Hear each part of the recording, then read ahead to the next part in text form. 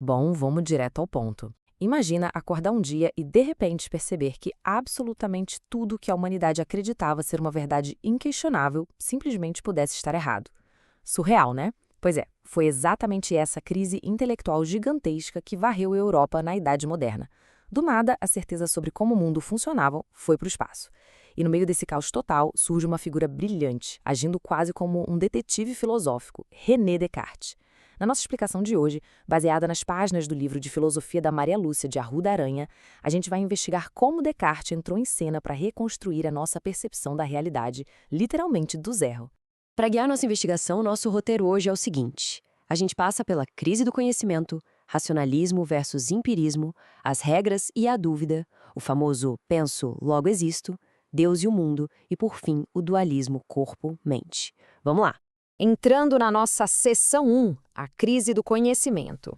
Olha só, o grande abalo sísmico que derrubou a antiga forma de pensar começa com o Galileu Galilei. A introdução do método científico por Galileu simplesmente estilhaçou a física aristotélica. E detalhe, essa era a física que imperava soberana durante toda a Idade Média. Essa ruptura brutal com o modelo antigo deixou a comunidade intelectual compreensivelmente apavorada. O maior medo agora era o de cometer novos erros. Pensa bem, se a ciência de Aristóteles, que foi mantida como verdade absoluta por séculos, estava errada, no que mais a gente poderia estar errando? É justamente esse medo profundo que impulsiona o surgimento da epistemologia moderna. A capacidade humana de conhecer a realidade foi colocada no centro do palco. O que é muito fascinante nessa transição histórica é o tamanho da mudança de foco. Reparem bem em como as perguntas mudaram. Na Antiguidade e na Idade Média, a filosofia olhava para o chamado problema do ser. A grande pergunta era: o que existe? Salvo ali alguns céticos, quase ninguém questionava se a gente era sequer capaz de conhecer essas coisas. Mas aí, com a chegada da Idade Moderna, o foco virou de ponta cabeça para o problema do conhecimento. As perguntas passaram a ser: o que é possível conhecer e como sabemos o que é verdade? A questão deixou de ser simplesmente o que é real e passou a ser se nós temos a capacidade de saber o que é real. É uma mudança gigante de perspectiva. Seção 2. Racionalismo versus empirismo. Então, com essa dúvida gigantesca pairando no ar, a filosofia moderna precisava de respostas para ontem. E para resolver essa crise epistemológica, o campo de batalha do pensamento se dividiu em duas grandes facções rivais. De um lado, a gente tem o racionalismo. Essa galera enfatiza que o conhecimento verdadeiro só vem do intelecto, da nossa razão. Os grandes nomes aqui são Descartes e Spinoza. Do outro lado da trincheira, a gente tem o empirismo, defendendo exatamente o oposto. Todo conhecimento válido vem da experiência sensível, ou seja, dos nossos sentidos. Nomes como Francis Bacon, John Locke e David Hume lideravam essa frente.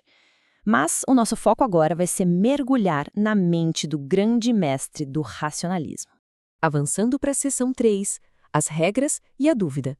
O nosso detetive principal, o René Descartes, queria varrer de vez essas incertezas e colocar o pensamento humano num terreno super seguro ali no século XVII. Para encontrar um método que levasse a uma verdade inquestionável, ele buscou inspiração num campo onde os sentidos não enganam ninguém: a matemática. A matemática usa a evidência pura, o pensamento dedutivo, construindo raciocínios lógicos que não dependem da nossa visão ou audição, que falham bastante, né? Aliás, um parêntese rápido, o famoso plano cartesiano leva esse nome justamente porque foi desenvolvido por ele mesmo. Descartes queria pegar essa exatidão matemática fria e precisa e aplicar na filosofia.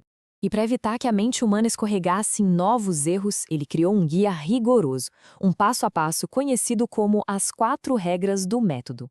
A primeira regra é a evidência. A gente só deve aceitar o que se apresenta para o nosso espírito como uma ideia clara e distinta.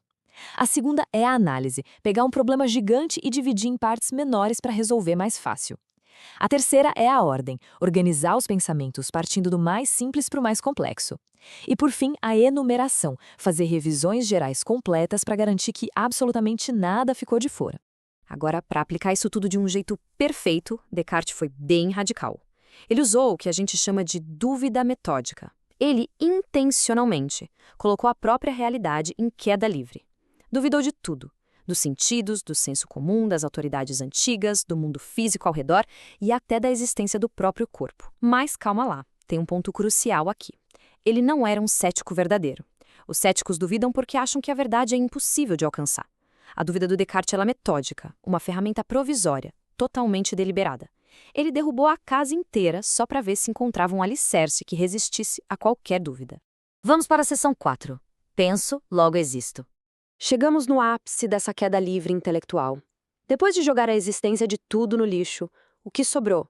Qual foi a grande sacada no fundo do poço da dúvida? A gente tem um contraste super interessante para resolver aqui. De um lado, tem aquele erro perigoso de achar que os nossos sentimentos ditam a realidade. Aquele papo de eu sinto, logo é verdade. Descartes não engolia isso de jeito nenhum. Ele rejeitava totalmente as impressões sensoriais, porque achava que os sentidos podiam ser uma grande ilusão. A certeza inabalável tinha que vir de algo muito mais profundo, algo que acontecesse até mesmo na hora de realizar o ato de duvidar de tudo. E é aí que surge o famoso princípio inabalável, cogito ergo sum. O clássico, penso, logo existo. Mas é super importante não ver isso como uma conta de matemática demorada. Para Descartes, isso era uma intuição pura e imediata. Pensa comigo. Ao duvidar de tudo, ele percebeu que precisava existir alguma coisa fazendo a ação de duvidar, certo? Para duvidar é preciso pensar, e para pensar tem que existir. Esse eu, para o Descartes, passa a ser definido puramente como uma res cogitans, ou seja, uma coisa pensante. A certeza da nossa existência dura exatamente o tempo em que a gente está pensando. Beleza, ele provou com sucesso que existe como uma mente pensante. Mas como é que a gente sai de dentro da própria cabeça para provar que o mundo lá fora também é real? Para isso, Descartes organizou os pensamentos classificando as ideias em 3 tipos. Primeiro, as adventícias, que vêm de fora através dos sentidos, mas que já vimos que não são nada de confiança. Segundo, as factícias, inventadas pela própria imaginação da gente. E o terceiro, que é o grande truque, as ideias inatas. Essas nascem com o indivíduo, formam a própria estrutura da nossa razão. O cogito, o eu penso, é uma ideia inata, verdadeira e sem erros. É a base essencial para reconstruir todo o nosso saber racional. Seção 5. Deus e o mundo.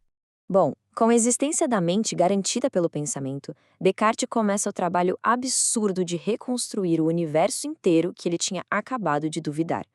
O próximo passo lógico é a famosa prova ontológica. Funciona assim.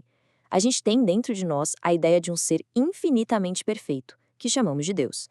Mas como seres limitados como nós teriam a ideia de perfeição?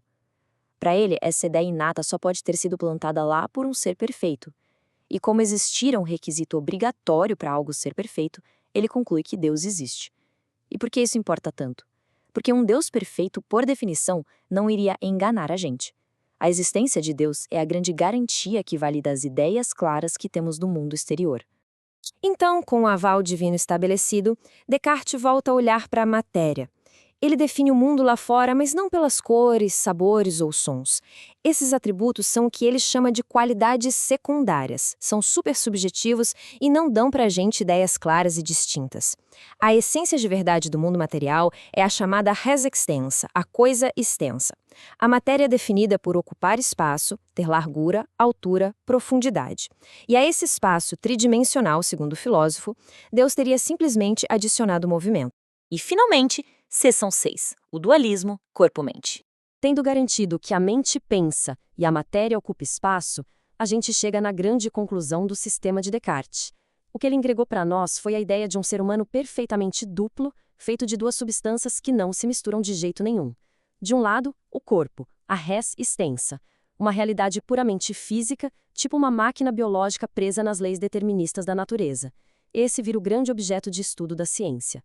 Do outro lado, a mente, a res cogitans. Ela tem todas as funções psíquicas, raciocinar, lembrar, querer, e não ocupa espaço físico nenhum. A mente é regida pela liberdade, totalmente imune às leis da física, virando o foco principal da filosofia. E é com essa jogada genial que René Descartes tenta resolver a crise do conhecimento, criando 2 universos isolados para entender a nossa realidade. Mas fica aqui uma provocação para todos nós pensarmos. Ao separar de um jeito tão radical a nossa mente livre e pensante do nosso corpo visto apenas como uma máquina física, será que a filosofia do século XVII ainda governa silenciosamente a nossa sociedade hoje? Quando a gente vê a medicina atual tratando doenças físicas de um jeito super isolado, ou a ciência quebrando a cabeça para entender o que afinal é a consciência humana, será que a gente não está operando em grande parte sob as regras que o Descartes inventou lá atrás? Vale muito a pena refletir sobre isso. Muito obrigado por acompanharem essa nossa imersão filosófica e até a próxima.